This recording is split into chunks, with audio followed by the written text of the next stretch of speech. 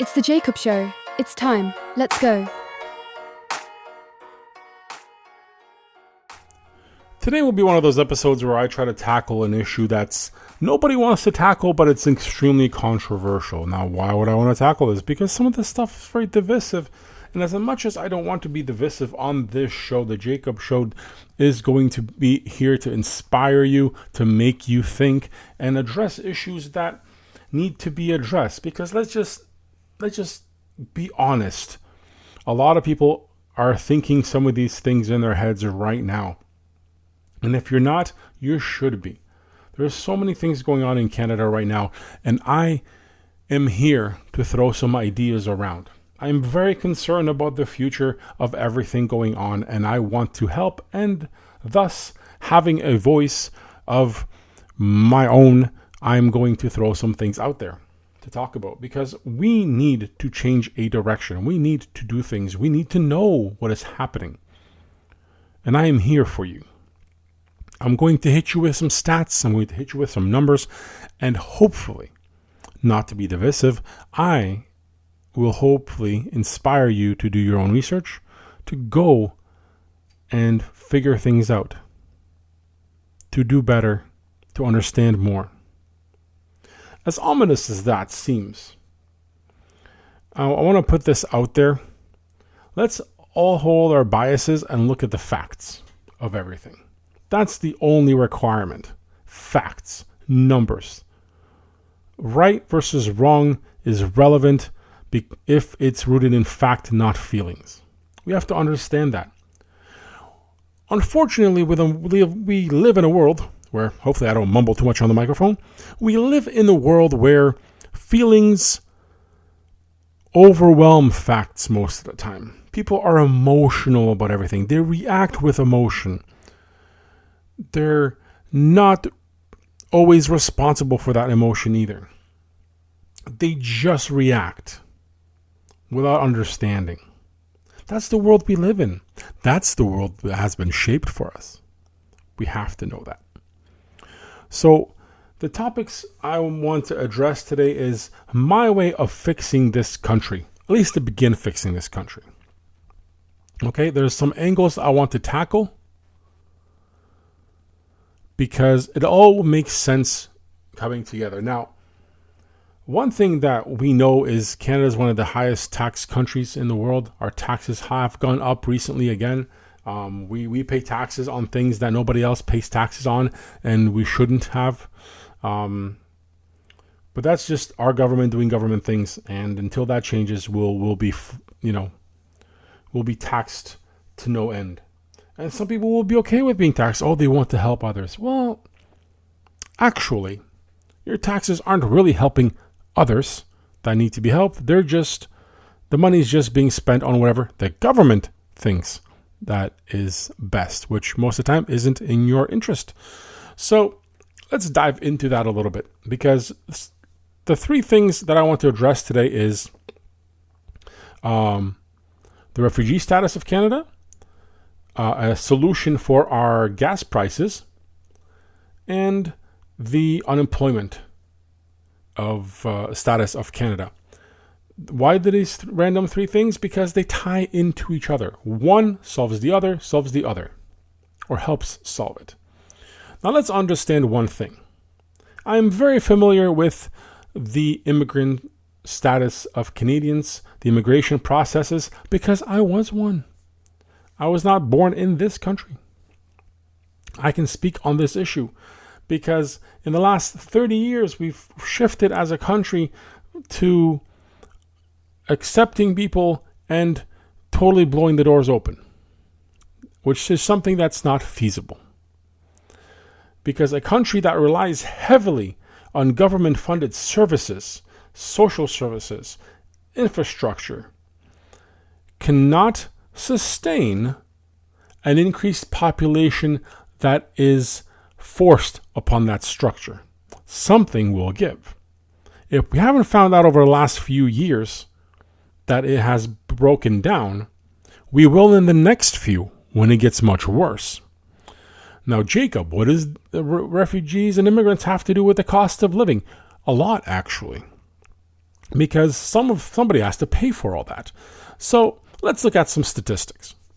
As of early 2025, over 470,000 asylum claimants, protected persons, and others, and immigrants have been in Canada, which is a record high, with over 131,000 of them potentially requiring temporary or full government housing and financial support.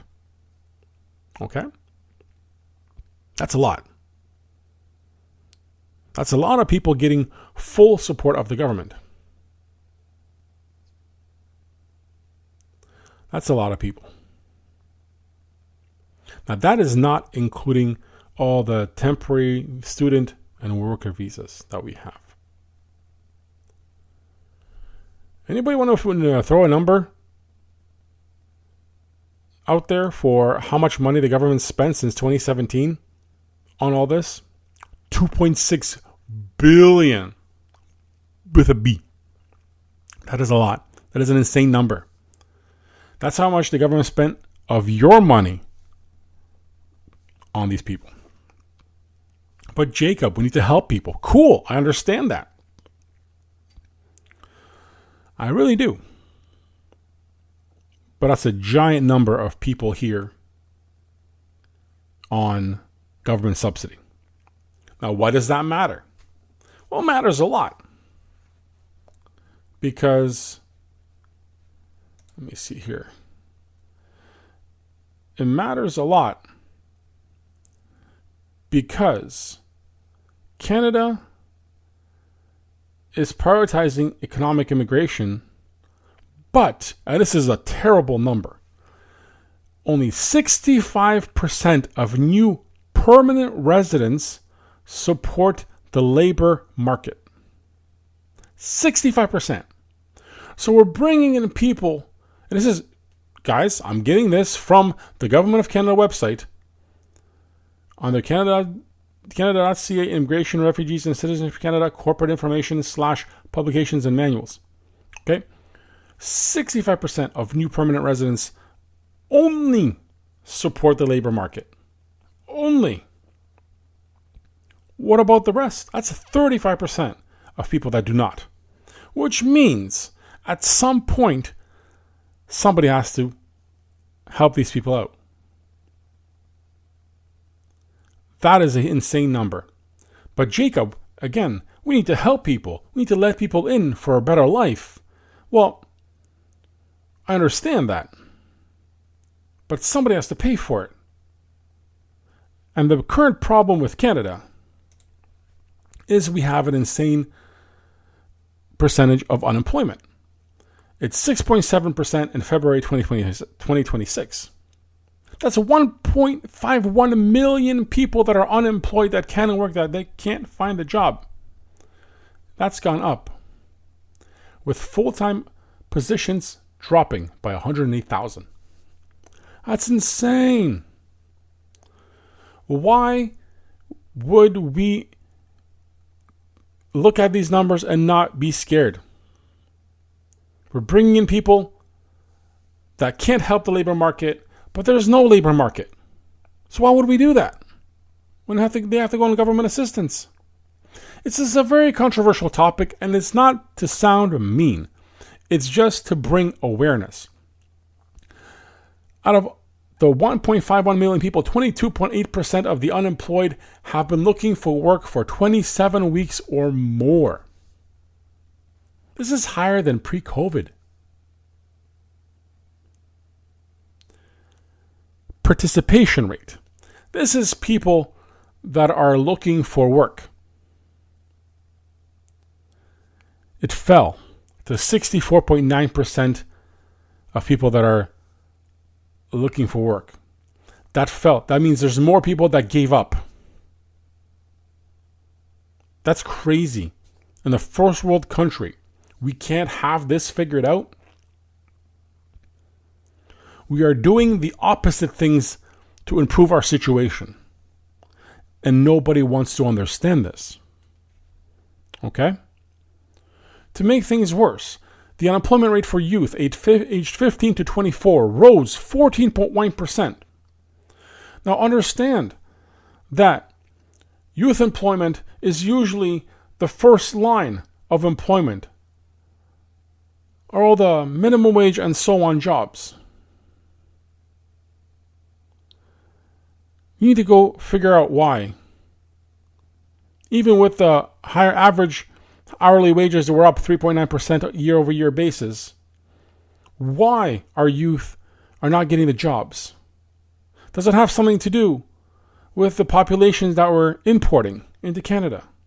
Maybe. We need to look into these numbers. There's the opportunity for growth is there, but Canada is doing everything against it. And it's not to hate on people. This has been manufactured to be this way, and it doesn't have to be. It's very sad, and it's going to get worse in the future. So a solution that I like to throw in there, and I know there's a lot of people going to be against it. There's going to be a lot of hate, but it's a solution to make things easier, to ease the burden of Canadians, to strengthen the economy. I don't only come here to show all the problems, I'm coming to you with a solution,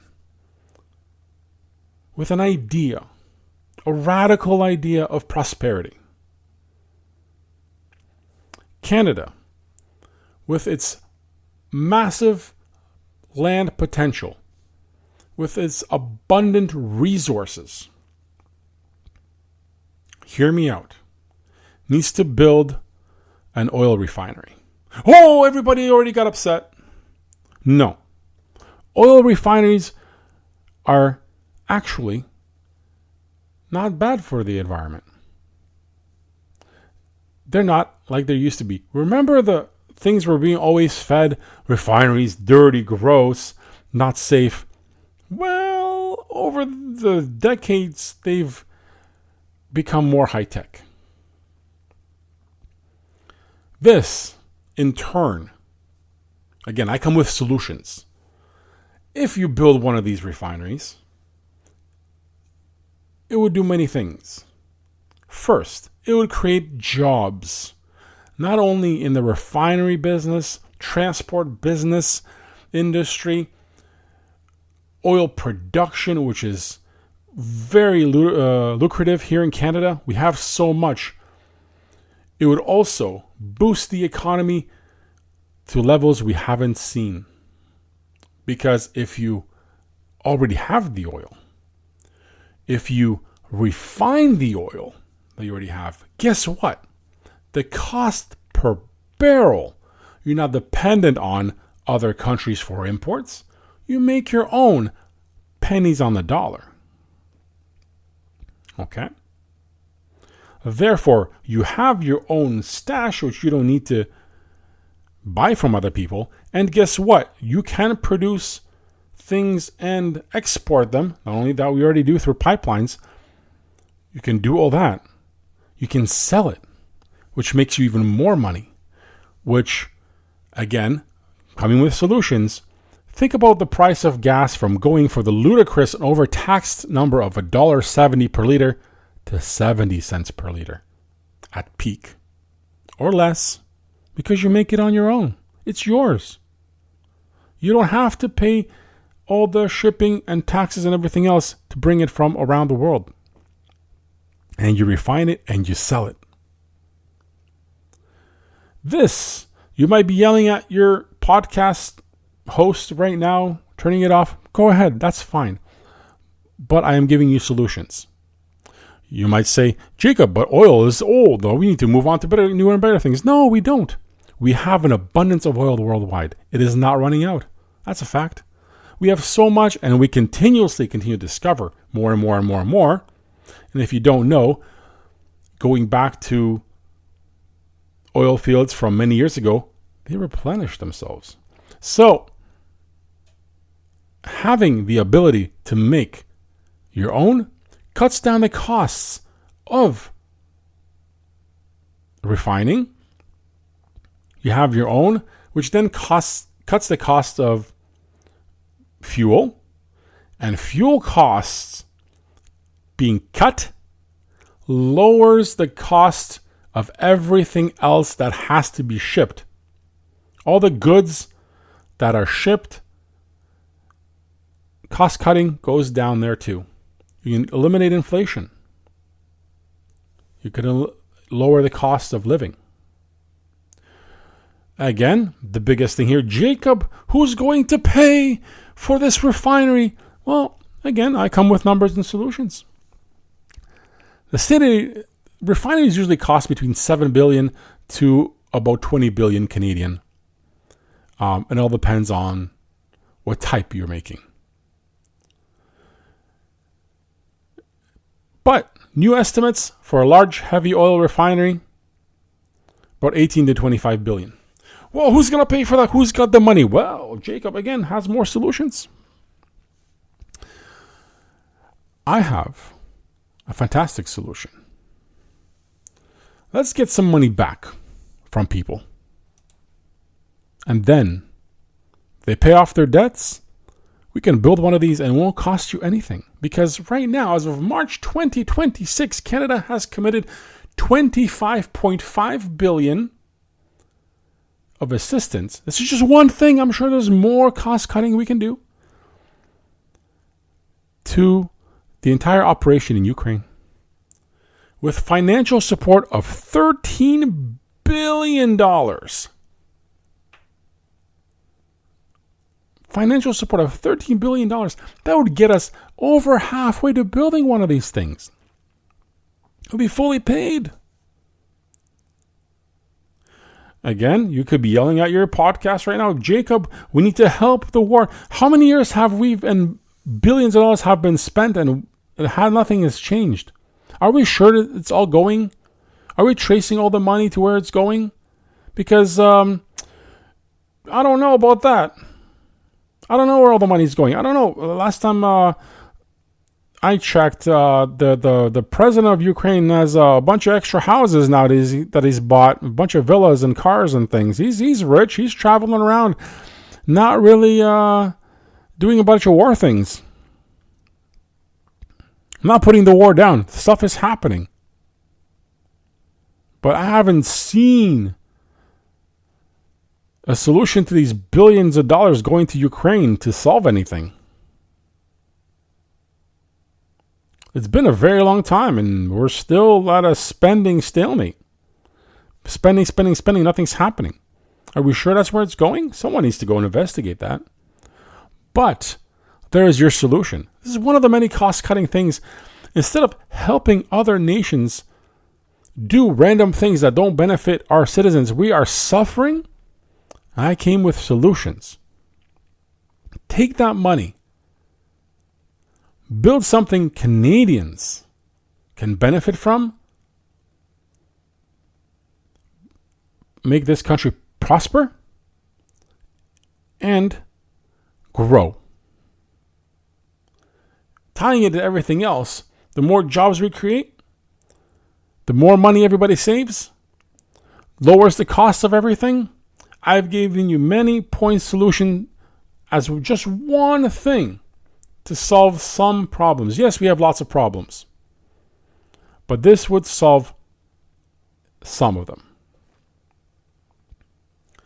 Cut down on the claims and immigration. That needs to happen. Cut some taxes. Cut government spending. Build and do better.